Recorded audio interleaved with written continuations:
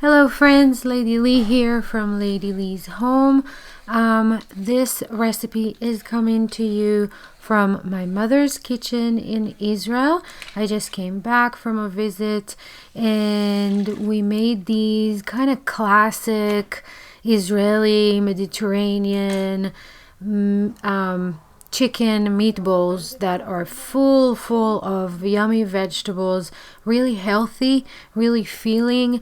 Can be a snack, can be a main meal, can be baby food. I mean, they are just a classic at our house, and I really wanted to share them with you.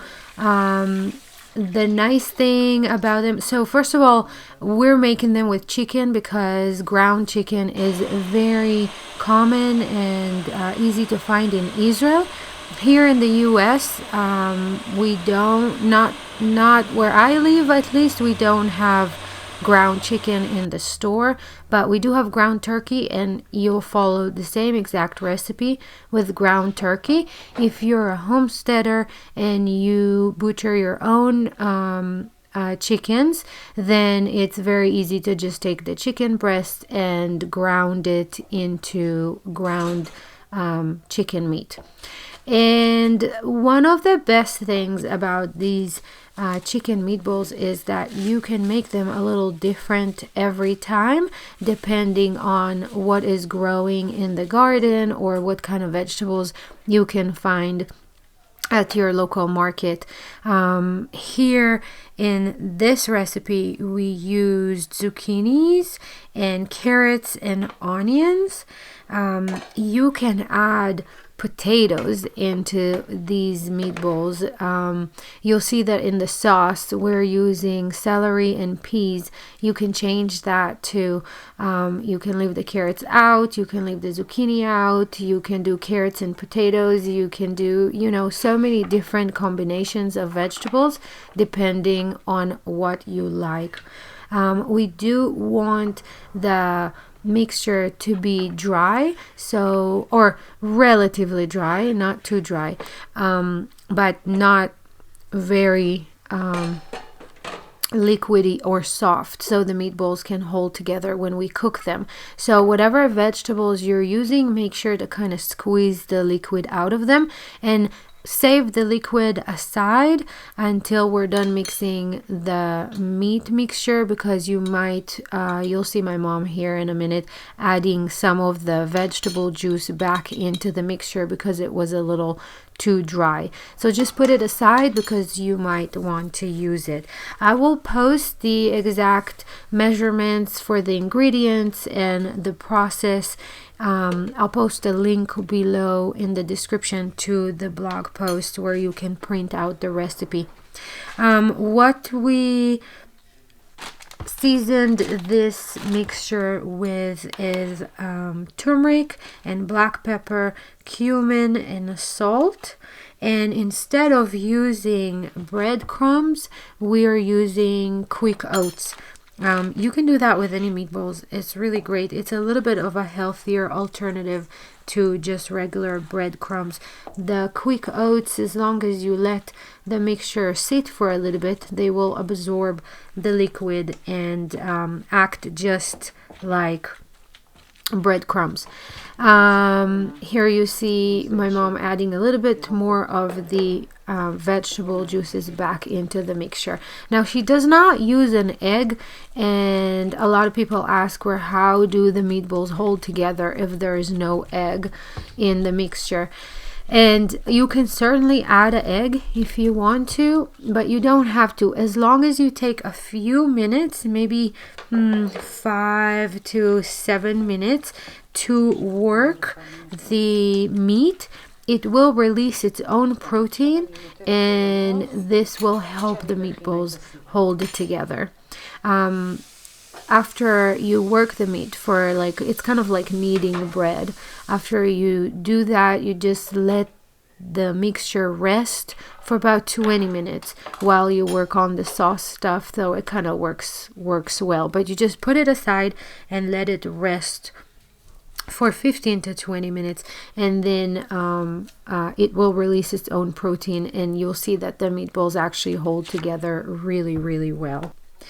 Of course, with the seasonings, you don't have to use the turmeric, black pepper, cumin, and salt. You can add cayenne pepper if you want them spicy. You can use whatever other seasonings that you like. If you have some sort of chicken seasoning mixture and you want to add it in there, that's an option too. For the sauce, what we're doing here is just dicing some onions. Basically, I would say every Israeli sauce starts with onions, so onion is kind of a must. But you know, of course, if you want to change the flavors, you can leave it out. We'll do celery for the sauce and also peas. We don't really need to fry the onion too much. We kind of just want to make it get it to a point where it translucent. I hope I'm saying it right. So just add the onion and the celery to a shallow pot that you heated some oil in it. My mom just used regular vegetable oil, but if you want to make it a little healthier, you can do olive oil. Olive oil is fitting just right over here. Then you add a little bit of water. So basically we're kind of steaming the onion and the celery instead of frying them. A whole bag of frozen peas, and you just let that cook for maybe 10 minutes or so, and the peas will thaw, release some of their liquid into the sauce.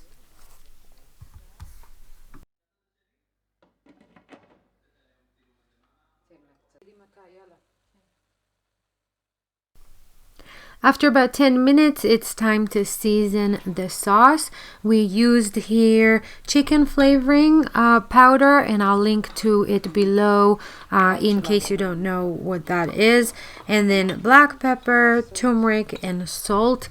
And you add about a cup of boiling water. Give this a good mix, and then it is time to add the meatballs to the sauce.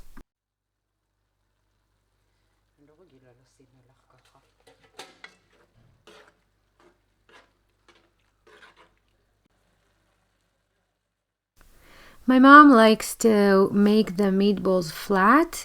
She just says that they cook a little better and she likes how they look, but you don't have to do that. You can make them larger, you can make them smaller, you can make them round or flat. It doesn't matter. Just take some of the mixture, the meat mixture, in your hands and shape it into a meatball, and then remove or move the sauce a little bit and add the meatballs. And as you can see, that she covers them with the peas and the sauce. Once all the meatballs are in the pot, we cover the pot and then cook this on medium heat for about 30 minutes or so. That's it. These are amazing on top, served on top of rice. My favorite is wild rice, mashed potatoes, quinoa, you know, a lot of things. And sometimes, honestly, we just steal one from the pot or from the fridge later. They're even great served cold, and we just grab them and eat as a snack. I hope you enjoyed this recipe. I will post a link to the blog post where you can print the printable card for this recipe. And that's it. Thanks for watching. I'll see you in the next video.